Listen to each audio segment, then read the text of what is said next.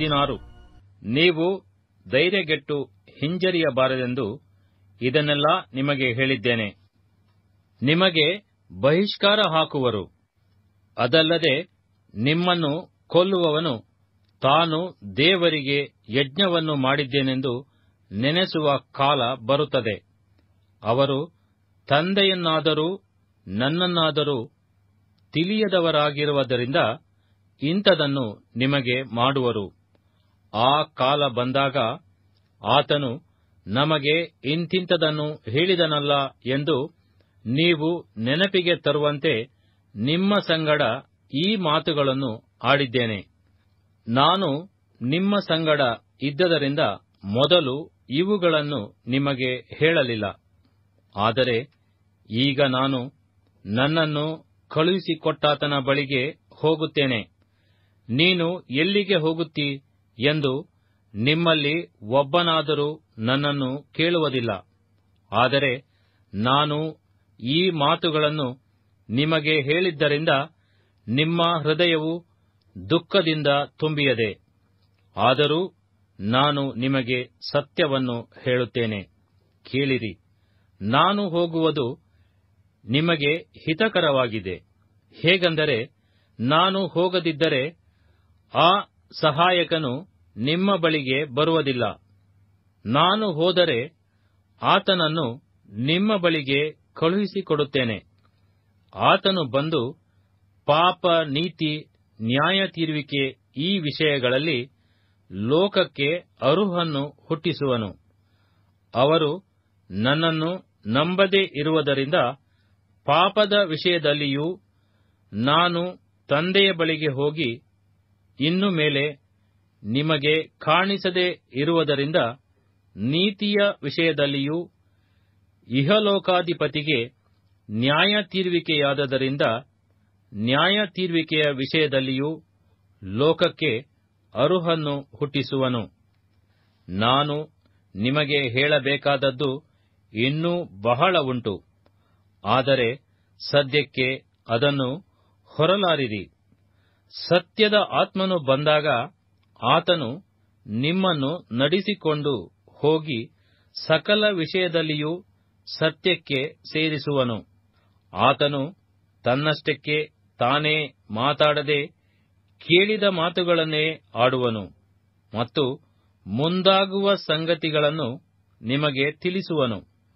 ಆತನು ನನ್ನದರೊಳಗಿಂದ ತೆಗೆದುಕೊಂಡು ನಿಮಗೆ ತಿಳಿಸುತ್ತಾ ನನ್ನನ್ನೇ ಮಹಿಮೆಪಡಿಸುವನು. ತಂದೆಗೆ ಇರುವುದೆಲ್ಲ ನನ್ನದು. ಆದದರಿಂದಲೇ ನನ್ನದರೊಳಗಿಂದ ತೆಗೆದುಕೊಂಡು ನಿಮಗೆ ತಿಳಿಸುವೆನೆಂದು ಹೇಳಿದನು. ಸ್ವಲ್ಪ ಕಾಲವಾದ ಮೇಲೆ ನಾನು ನಿಮಗೆ ಕಾಣುವುದಿಲ್ಲ, ಅನಂತರ ಸ್ವಲ್ಪ ಕಾಲವಾದ ಮೇಲೆ ನನ್ನನ್ನು ನೋಡುವಿರಿ ಅಂದನು. ಇದನ್ನು ಕೇಳಿ ಆತನ ಶಿಷ್ಯರಲ್ಲಿ ಕೆಲವರು, ಇದೇನು ಈತನು ಹೇಳುವ ಮಾತು?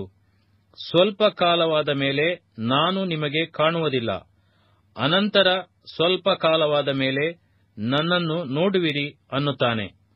ಮತ್ತು ನಾನು ತಂದೆಯ ಬಳಿಗೆ ಹೋಗುವುದರಿಂದ ಅನ್ನುತ್ತಾನೆ ಎಂದು ತಮ್ಮ ತಮ್ಮೊಳಗೆ ಮಾತಾಡಿಕೊಂಡು, ಸ್ವಲ್ಪ ಕಾಲವೆಂದು ಈತನು ಹೇಳುವ ಈ ಮಾತೇನು? ಏನು ಮಾತಾಡುತ್ತಾನೋ ನಮಗೆ ತಿಳಿಯದು ಅಂದುಕೊಳ್ಳುತ್ತಿದ್ದರು. ಯೇಸು ತನ್ನನ್ನು ಕೇಳಬೇಕೆಂದಿದ್ದಾರೆಂದು ತಿಳಿದು ಅವರಿಗೆ, ಸ್ವಲ್ಪ ಕಾಲವಾದ ಮೇಲೆ ನಾನು ನಿಮಗೆ ಕಾಣುವುದಿಲ್ಲ, ಇನ್ನು ಸ್ವಲ್ಪ ಕಾಲವಾದ ಮೇಲೆ ನನ್ನನ್ನು ನೋಡುವಿರಿ ಎಂದು ನಾನು ಹೇಳಿದ್ದಕ್ಕೆ ನೀವು ನಿಮ್ಮೊಳಗೆ ವಿಚಾರಿಸಿಕೊಳ್ಳುತ್ತೀರಾ? ನಿಮಗೆ ನಿಜ ನಿಜವಾಗಿ ಹೇಳುತ್ತೇನೆ, ನೀವು ಅಳುತ್ತಾ ಗೋಳಾಡುತ್ತಾ ಇರುವಿರಿ, ಆದರೆ ಲೋಕವು ಸಂತೋಷಿಸುವುದು, ನಿಮಗೆ ದುಃಖವಾಗುವುದು. ಆದರೆ ನಿಮ್ಮ ದುಃಖವು ಹೋಗಿ ಆನಂದ ಬರುವುದು. ಒಬ್ಬ ಸ್ತ್ರೀ ಹೆರುವಾಗ ತನ್ನ ಬೇನೆಯ ಕಾಲ ಬಂತೆಂದು ಆಕೆಗೆ ದುಃಖವಾಗುತ್ತದೆ. ಆದರೆ ಕೂಸನ್ನು ಹೆತ್ತ ಮೇಲೆ ಲೋಕದಲ್ಲಿ ಒಬ್ಬ ಮನುಷ್ಯನು ಹುಟ್ಟಿದನೆಂಬ ಆನಂದದಿಂದ ಆ ಬೇನೆಯನ್ನು ನೆನೆಸುವುದಿಲ್ಲ. ಹಾಗೆಯೇ ನಿಮಗೂ ಈಗ ದುಃಖವಿದ್ದರೂ ನಾನು ನಿಮ್ಮನ್ನು ತಿರುಗಿ ನೋಡುವೆನು. ಆಗ ನಿಮ್ಮ ಹೃದಯಕ್ಕೆ ಆನಂದವಾಗುವುದು ಮತ್ತು ನಿಮ್ಮ ಆನಂದವನ್ನು ಯಾರೂ ನಿಮ್ಮಿಂದ ತೆಗೆಯುವುದಿಲ್ಲ. ಆ ದಿನದಲ್ಲಿ ನೀವು ನನಗೆ ಯಾವ ಪ್ರಶ್ನೆಯನ್ನು ಮಾಡುವುದಿಲ್ಲ. ನಿಮಗೆ ನಿಜ ನಿಜವಾಗಿ ಹೇಳುತ್ತೇನೆ, ನೀವು ತಂದೆಯನ್ನು ಏನಾದರೂ ಬೇಡಿಕೊಂಡರೆ ಅದನ್ನು ಆತನು ನನ್ನ ಹೆಸರಿನ ಮೇಲೆ ನಿಮಗೆ ಕೊಡುವನು. ನೀವು ಇದುವರೆಗೆ ನನ್ನ ಹೆಸರಿನ ಮೇಲೆ ಯಾವುದೊಂದನ್ನು ಬೇಡಿಕೊಂಡಿಲ್ಲ. ಬೇಡಿಕೊಳ್ಳಿರಿ, ನಿಮಗೆ ಸಿಕ್ಕುವುದು. ಆಗ ನಿಮ್ಮ ಆನಂದವು ಪರಿಪೂರ್ಣವಾಗುವುದು. ಈ ಸಂಗತಿಗಳನ್ನು ಗೂಢಾರ್ಥವಾಗಿ ನಿಮಗೆ ಹೇಳಿದ್ದೇನೆ.